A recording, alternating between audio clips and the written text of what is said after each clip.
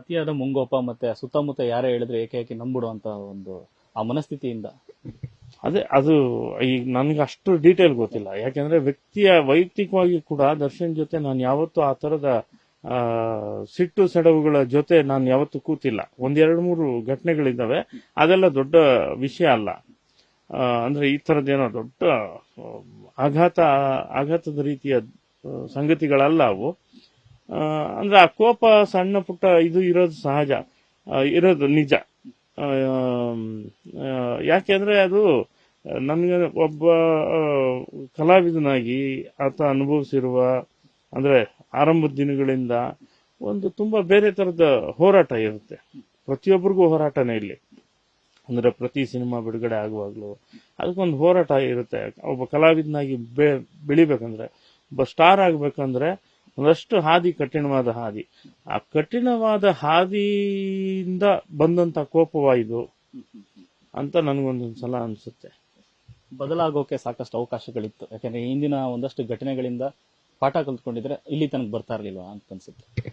ಅದೇ ನಾನು ಹೇಳ್ತೀನಲ್ಲ, ಒಂದು ಈಗ ಬಹಳ ಸರಳ ಹೇಳ್ಬೇಕಂದ್ರೆ, ಈಗ ನಾನೊಬ್ಬ ಸಿನಿಮಾದವನಾಗಿ ನಾನು ನಿಮ್ಮ ಹತ್ರ ಮಾತಾಡ್ತಾ ಇದ್ದೀನಿ. ಅವ್ರ ಮನೆಯವರೇ ಯಾರು ಮಾತಾಡಿಲ್ಲ ಇಲ್ಲಿ ತನಕ ಅಲ್ವಾ. ಅವರು ಮನೆಯವರು ಮಾತಾಡಿದ್ರೆ ಅದು ಬೇರೆನೆ ವರ್ಷನ್ ಇರುತ್ತೆ. ನಾನು ಆ ಮೆಜೆಸ್ಟಿಕ್ ಮೊದಲ ದಿವಸದಿಂದ ಹಿಡಿದು ಇವತ್ತಿನ ತನಕ ನೋಡಿದ ದರ್ಶನ್ ಮತ್ತು ಆ ಬೆಳವಣಿಗೆ, ಅದು ಹಂಗಾಗಿ ನಾನು ಹೇಳ್ತಾ ಇದ್ದೀನಿ, ಮೂಲತಃ ತುಂಬಾ ಒಳ್ಳೆ ಗುಣ ಇರುವಂತ ವ್ಯಕ್ತಿ ಅಂತ ಹಾಗಾಗಿ ಹೇಳ್ತಾ ಇದ್ದೀನಿ ನಾನು. ಸೊ ಅಲ್ಲಿಂದ ಕ್ರಮೇಣ ಸಕ್ಸಸ್ ಅಥವಾ ಸ್ನೇಹನೋ ಗೊತ್ತಿಲ್ಲ ನಮಗೆ, ಈ ತರದೊಂದು ಅಂದ್ರೆ ಒಂದು ಈಸಿನೆಸ್ ಬರುತ್ತೆ ಗೊತ್ತಾ. ಒಂಥರ ನಾನು ಸರಿ ಇದ್ದೀನಿ ಅನ್ನೋ ಒಂದು ಅಡಮೆಂಟ್ನೆಸ್ ಒಂದು ಬರುತ್ತಲ್ಲ, ಬಹುಶಃ ಅದು ಬಂತು ಅಂತ ಅನ್ಸುತ್ತೆ. ಯಾಕೆಂದ್ರೆ ನಾನು ಆಗ್ಲಿಂದ ಹೇಳ್ತೇನೆ, ಹೆಚ್ಚು ಒಡನಾಟ ಇಟ್ಕೊಳ್ಳಿಲ್ಲ ನಾನು ಅಂತ. ಇಂಡಸ್ಟ್ರಿ ವಿಚಾರವಾಗಿ ಯಾವ ಮಟ್ಟಿಗೆ ದೊಡ್ಡ ಹೊಡೆತ ಬೀಳುತ್ತೆ ಅಂತ, ಯಾಕಂದ್ರೆ ನಿರಾಯಸವಾಗಿ ಅಭಿಮಾನಿಗಳ ತನ್ನ ಪ್ರೇಕ್ಷಕರನ್ನ ಥಿಯೇಟರ್ ಕರ್ಕೊಂಡಂತ ವ್ಯಕ್ತಿತ್ವ ಮತ್ತೆ ಸ್ಟಾರ್ಗಿರಿ ದರ್ಶನ್ ಅವ್ರದ್ದಿತ್ತು.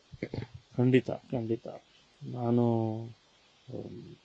ವಾಸ್ತವವಾಗಿ ಇಡೀ ಸಿನಿಮಾ ರಂಗಕ್ಕೆ ಗೊತ್ತಿರುವಂತ ಸಂಗತಿ, ಕೋವಿಡ್ ನಂತರ KGF, ಕಾಂತಾರ ಸಿನಿಮಾಗಳ ನಂತರ ಚಿತ್ರದ ಮತ್ತು ಈ ಡಿಜಿಟಲ್ ನ ಸ್ಪೀಡ್ ಬೆಳವಣಿಗೆ ಜೊತೆಗೆ ಚಿತ್ರರಂಗದಲ್ಲಿ ಒಂದು ದೊಡ್ಡ ಮಾರ್ಪಾಡಾಗಿದೆ.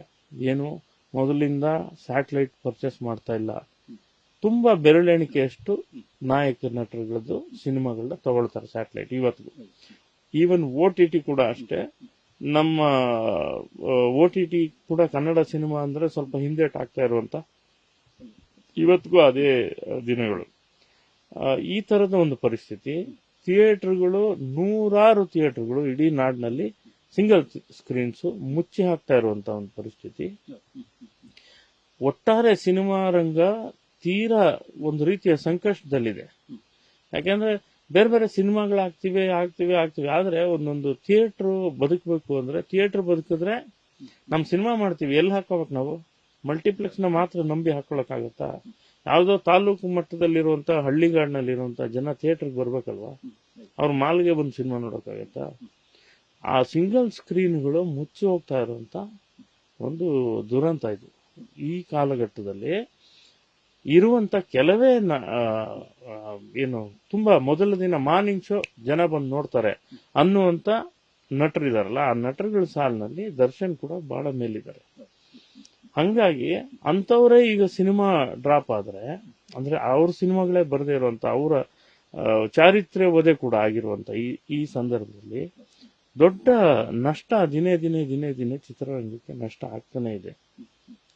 ಪುನೀತ್ ರಾಜ್ಕುಮಾರ್ ಅವರ ಅಗಲಿಕೆ ಒಂದು ದೊಡ್ಡ ಹೊಡೆತ ಆದ್ರೆ, ಇಂಥ ಅಗಲಿಕೆನು ನಾನು ಅದಕ್ಕೂ ಇದಕ್ಕೂ ಹೋಲಿಸ್ತಾ ಇಲ್ಲ, ನಾನು ಇಡೀ ಚಿತ್ರರಂಗಕ್ಕೆ ಆಗ್ತಾ ಇರುವಂತ ನಷ್ಟಗಳ ಬಗ್ಗೆ ಹೇಳ್ತಾ ಇದ್ದೀನಿ. ಇದೊಂದು ಭಾರಿ ದೊಡ್ಡ ನಷ್ಟ. ಮತ್ತು ಇತರೆ ನಾಯಕ ನಟರುಗಳು ತುಂಬಾ ಮೊದಲಿನ ಹಾಗೆ ಅಲ್ಲದೇನೆ ತುಂಬಾ ಸಮಯ ತಗೊಂಡು 1 ವರ್ಷ 2 ವರ್ಷ ಸಮಯ ತಗೊಂಡೊಂದೊಂದು ಸಿನಿಮಾ ಮಾಡ್ಬೇಕಾದಂತ ಪರಿಸ್ಥಿತಿ ಅವ್ರಿಗೂ ಇದೆ. ಯಾಕಂದ್ರೆ ಅವ್ರು ಕಾಂಪಿಟೇಷನ್ ಮಾಡ್ಲೇಬೇಕಾದ ಅನಿವಾರ್ಯತೆ ಇದೆ ಅವ್ರಿಗೂ. ಇಡೀ ಬೇರೆ ಬೇರೆ ಭಾಷೆಯ ನಾಯಕ ನಟರುಗಳ ಜೊತೆ ಕಾಂಪಿಟೇಷನ್ ಮಾಡೋದು. ಯಾಕಂದ್ರೆ ಪ್ಯಾನ್ ಇಂಡಿಯಾ ಆದ ತಕ್ಷಣನೇ ತುಂಬಾ ಸವಾಲುಗಳು ಜಾಸ್ತಿ ಅವ್ರಿಗೂ, ಕಲಾವಿದರಿಗೂ ಇದೆ. ಸೊ ಈ ಎಲ್ಲವನ್ನ ಅವಲೋಕಿಸಿದಾಗ ಏನನ್ಸುತ್ತೆ, ಇದು ಬಹಳ ದೊಡ್ಡ ಹೊಡೆತಾನೆ ಸಿನಿಮಾ ರಂಗಕ್ಕೆ. ಮತ್ತು ಎಷ್ಟೋ ಜನ ಇವತ್ತು ದರ್ಶನ್ ವ್ಯಕ್ತಿತ್ವ ಬಗ್ಗೆ ಗೊತ್ತಿಲ್ಲದೆ ಇರೋರು ಕೂಡ ದರ್ಶನ್ ಬಗ್ಗೆ ಒಂದು ರೀತಿಯ ಕೋಪ, ಬೇಸರ ಇದೆಲ್ಲ ವ್ಯಕ್ತಪಡಿಸ್ತಿದ್ದಾರೆ ಸಮಾಜದಲ್ಲಿ. ನೀವು ನೋಡ್ತಿದ್ದೀರಿ, ನೀವೇ ಇಂಟರ್ವ್ಯೂಗಳು ಮಾಡಿದ್ದೀರಿ. ಸೊ ಇವೆಲ್ಲವೂ ಇಂಪ್ಯಾಕ್ಟ್ ಆಗುತ್ತೆ ಚಿತ್ರರಂಗದ ಮೇಲೆ ಅಂತ ನನಗನ್ಸುತ್ತೆ. ನ್ಯೂಸ್ ಫಸ್ಟ್ ನಿರ್ಭೀತಿಯಿಂದ ನಿಮ್ಮ ಪರವಾಗಿ.